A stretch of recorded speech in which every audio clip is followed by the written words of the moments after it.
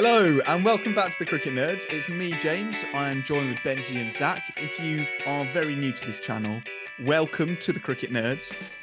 Don't forget to tell your friends about us and subscribe. Thank you so much for the continued support so far.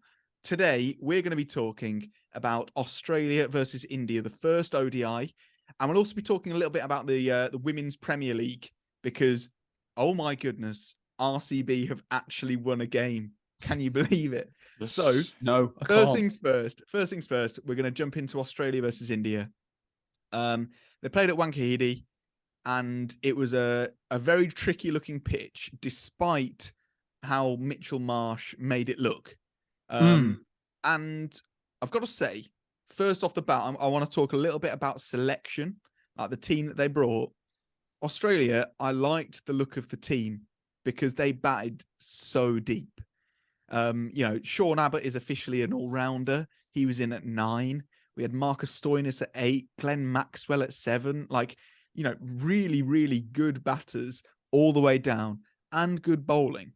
So, straight off the bat with Australia, I was excited to see the match. And India, I thought they brought a brilliant team as well. So, when Australia batted first, Benji, what were your first thoughts on the openers? Well, Travis Head didn't really keep on with that form that he had in the Test match. It was a good ball from Mohammad Siraj to get rid of him. A little bit of a chop on, but yeah, unfortunate. You hate to see him go that way. But as you mentioned, Mitchell Marsh on his return from injury looked good. It was interesting to see him opening and them going with Mitch Marsh over David Warner, because you say you like the deep batting depth. I think they had too many all-rounders, is how I would have seen it today. And I think that potentially is my reason for Australia not winning this match, because I don't think they had the bowling at the end to back it up. They didn't have any out-and-out batters, aside from, Travis Head, Steve Smith, and Marnus Labuschagne. They were their only batters, really. Josh Inglis is in there as well. I'd have preferred to see Alex Carey in instead, but he may have been rested after his work in the tests. But, yeah, for me, I think that the lack of David Warner probably hurt them a bit. Even though Mitch Marsh batted fantastically and made it look easy with that 81. He was the only person to make it look like it was an easy track. I'd have liked to see Marsh come in a bit later personally, and Warner open up if he was fit. And that might be an unpopular opinion, but I think that's why Australia lost today. I think that Australia they did bat deep. It didn't help them at all, did it really? But I'm in agreement with you, James. I think they had a good squad, a strong squad. I like Josh Inglis. I think he's a very good player. He's performed really well in the Big Bash over a few years, and he definitely deserves to be there. Whether he's good as Alex Carey in the one-day game, not so sure yet, but definitely for 2020s at least. But yeah, Mitch Marsh, he played a very good innings, very good. It did appear to be a tricky pitch, and India bowled very well. Mohammad Shami was basically unplayable for a large part of his bowling. To bowl 2 maidens as well is just shows a lot of skill, a lot of accuracy, and he's always been that sort of bowler. So yeah, I was impressed with how India went about it. We managed to see Kuldeep Yadav actually play a game of cricket against Australia, so that was fun to see. But yeah, they were just, even though it was a tricky pitch to bat on, Australia didn't score enough runs. And I think Adam Zamp had a bit of an off day as well. I think he's the key in those middle overs to take lots of wickets for Australia. And so for him to struggle today and India to play him so well, hopefully he'll get better as the series goes on. But yeah, I think he had a bit of an off day, which cost Australia as well. Yeah, I think Australia completely capitulated was like the main thing. They went from being in a pretty decent position in a lot of ways, 77 for 1 is what they were on, and then Smith went out, and it just seemed like the wheels really came off, especially when as soon as Marsh went out. It was like they just forgot how to bat, and it looked like a far more difficult pitch than Marsh made it look. And it was obviously a very slow pitch. India, lost, how many wickets was it? 5 wickets, only chasing 188. So it was definitely a difficult pitch, and that definitely needs to be said. I thought Mohammad Shami bowled really well. Siraj got it back in his second spell. And I thought, I genuinely thought that everybody, bar maybe Shardul Thakur, I thought everybody bowled really well, that they all looked dangerous. They were all playing their role exactly right. And it was just, I don't know what it was with Australia. They just looked completely under pressure the whole time. And without a doubt, my favourite wicket was Mohammad Shami bowling Cameron Green. It just nipped slightly off the seam. I mean, we all know what Mohammad Shami can do with that seam presentation that's always just straight up. Yeah. And it just nipped slightly away on the seam and cartwheeled the stump. Oh, it was absolutely beautiful. I was a big fan of that. It's one of the best things to see, isn't it? In cricket? It is. Yeah. It's the fact that when they lost Cameron Green today, they lost him at 174 for 6, right? And as you said, they still had Maxwell, Stoinis, Abbott to come, who are all can hold a bat. 174 for 6, and then to finish 188 all out. I think it's just poor. And I think from Australia, their biggest issue today, I'm going to go against James in that you said it was a good selection. I think that they chose too many all-rounders today. I don't think they so. They needed more out-and-out batters. No, I disagree. Who would they have picked? Yeah. When you look at who's coming in at 7 and 8, Glenn Maxwell, proven track record in India. We've seen how he's done in the IPL. Marcus Stoinis, another very good player in India, and a very good batsman. In a way, you'd say, well, Glenn Maxwell and Marcus Stoinis maybe bump them up the order. You don't really see them coming in at 7 and 8. So I think Australia had a lot of batting to choose from. And when you look at their bowling, Marcus Stoinis bowled very well and was very good in those middle overs. So, and at the start, I think that their team balance was okay. It's just whether or not there is anyone in the squad who can maybe shore up that batting in the middle overs. I just think with Maxwell and Stoinis, they're batting, as you've said, they're batting out of position. I haven't got the answer to the ODI side. I'm going to give it some thought before the next ODI and come out with my ideal Australia 11. But it isn't quite this. That's what I know. It's not quite this. It's like England when they played Sam Curran at 5.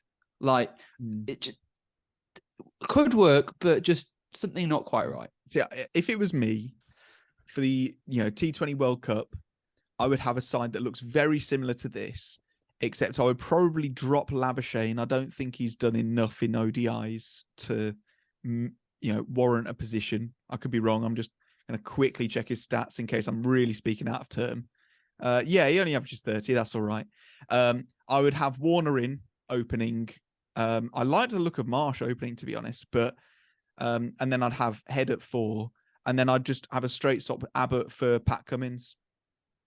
And that for me is a really, really strong side. You're covering all bases. You're batting so deep. I like it a lot. But even I'd take Matthew Wade. I'd take Matthew Wade over Josh Inglis. That would be my preference. Yeah, I can see that. I've got no problem with that, really. But on to India's batting. Yeah. Because obviously the low totals, they're the hardest to get. And first of all, selection-wise, very excited about the team. Really like it. I obviously missing some big players like Rohit Sharma, but I don't know where they're going to put him, to be honest.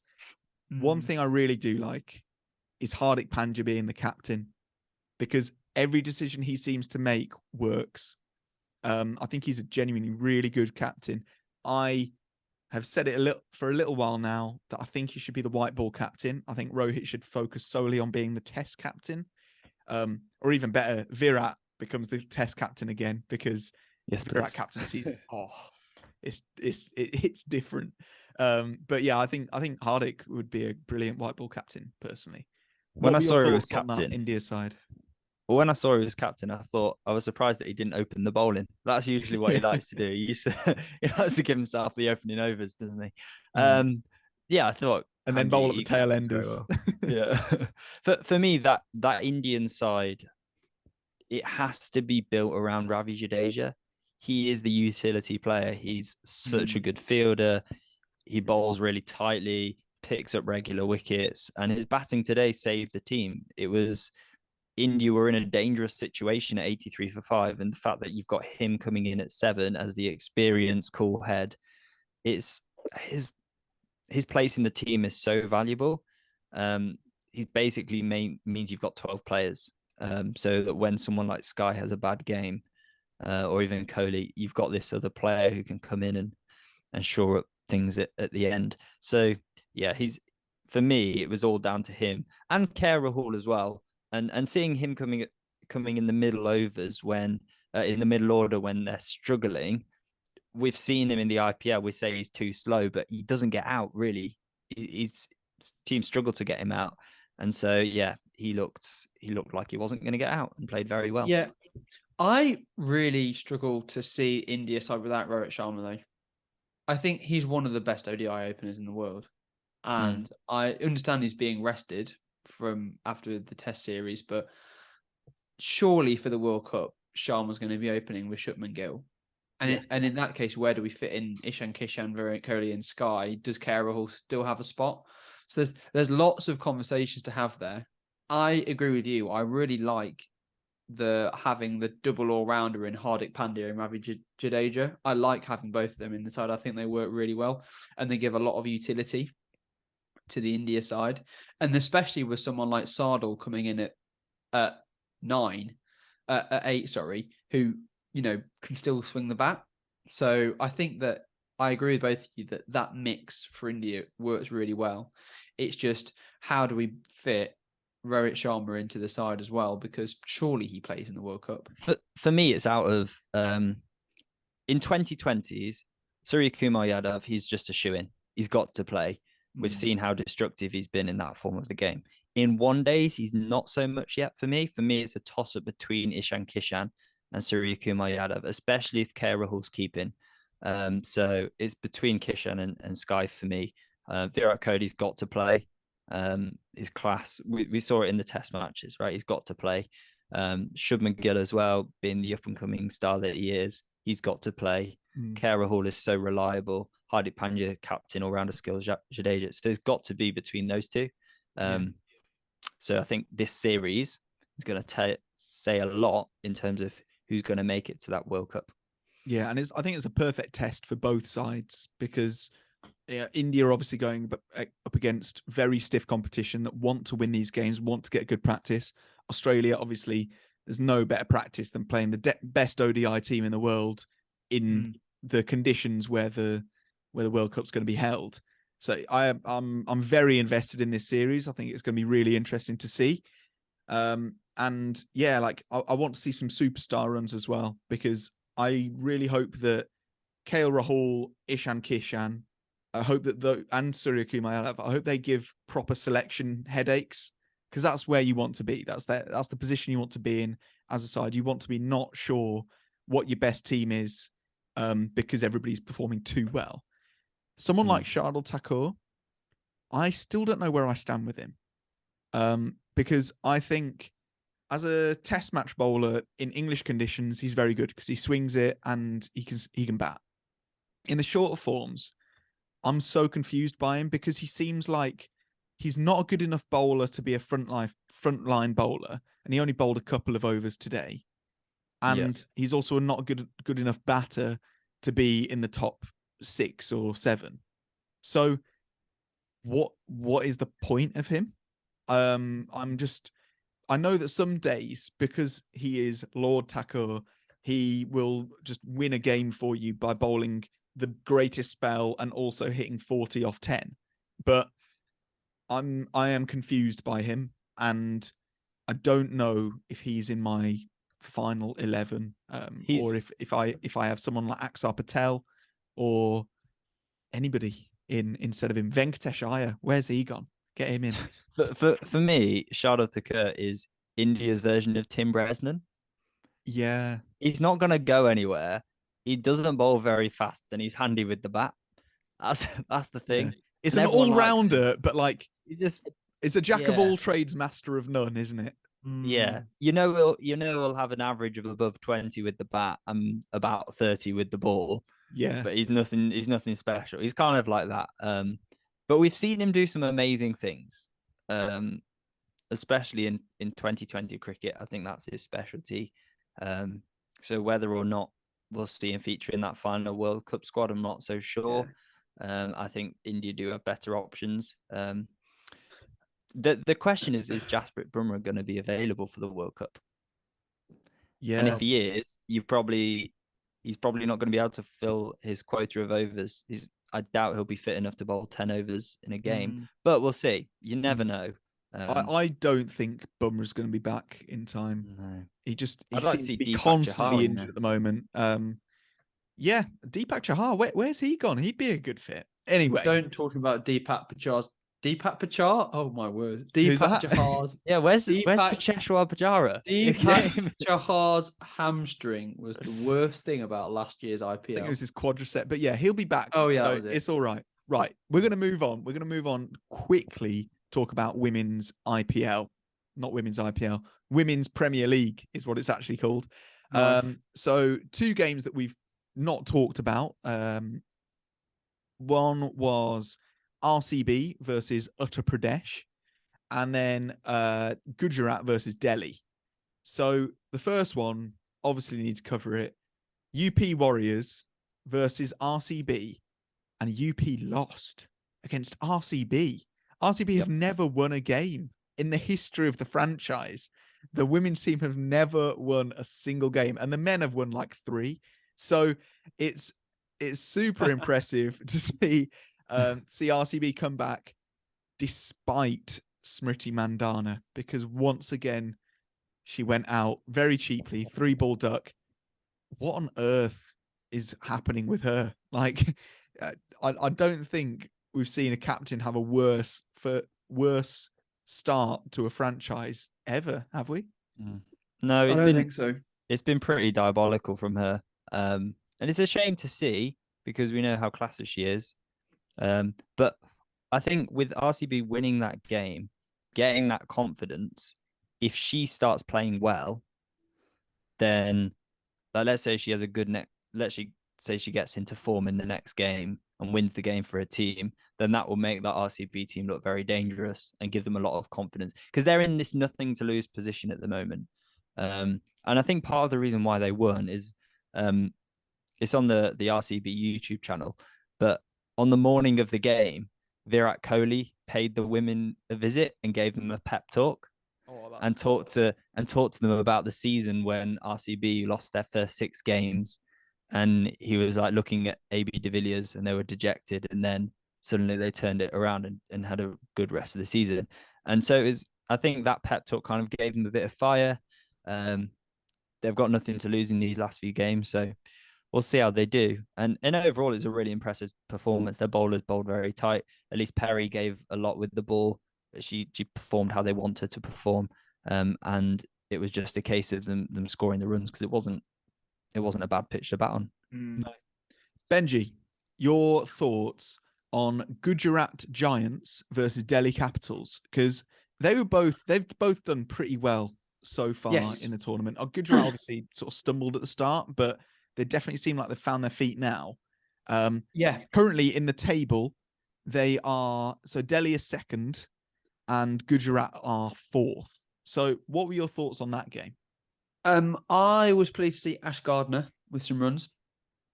I think she was so class in the World Cup. So seeing her with, striking at above 150, really putting Gujarat in a good position for that game.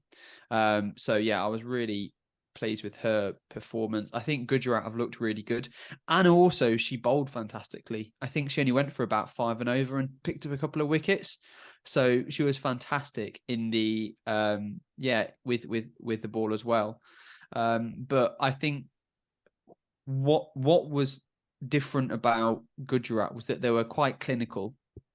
Whereas in the past, they've been decent and they've been up there and they've been looking like they could have won and then just lost it. And due to being a bit sloppy, whereas I think they just played their natural game. They looked clean and they looked clinical today. And I think that was, I don't think we're going to see Gujarat in the playoffs. I think Delhi and Mumbai have done a bit too much, and I'm fully on the RCB hype train now. I want to see RCB go all the way. Well, the way it will happen is Mumbai have to win all their games except the one against RCB. Delhi have to beat Uttar Pradesh in the last game, and Gujarat Giants have to beat Uttar Pradesh. So there's like 3 or 4 games that have to go a certain way for it to happen. So it's very unlikely, but stranger things have happened in cricket. I'm all there. You never know. Obviously, we're winning it on. But yeah, I thought the Gujarat game was, like you said, Benj, they almost had one of those slip-ups because Amrandati Reddy was looking very good toward the end, and I was watching it and I was getting quite tense because I was like, they're almost there. The run rate's not that high. They needed about 20 runs off the last 20 balls. So it was just a case of wickets. And as soon as it was Kim Garth. Actually, we've not said just the experience there. Yeah. She just knew how to she just read the situation well. And then Ash Gardner, she wasn't gonna let the number 11 get anywhere near that target. So yeah, it was a good finish from them in the end. The Aussie duo. Mm-hmm. Yeah, but despite that, they're good cricketers. So that's good. Right, that's all we've got time for. Thank you so much for watching. We don't have any Cricket Nerds questions, so leave your Cricket Nerds questions, your CNQs, down in the comments below, and we will answer them in the next episode. Don't forget to like and subscribe. It really does help. You can also my weird, hasn't it? There we go. We're back. You can also listen to our podcasts. We are on Spotify, Apple Podcasts, Google Podcasts, and more. So if you're driving, if you're commuting, you can listen to us, our beautiful voices, when the mics work. And other than that, thank you so much, and we'll see you next time. Goodbye.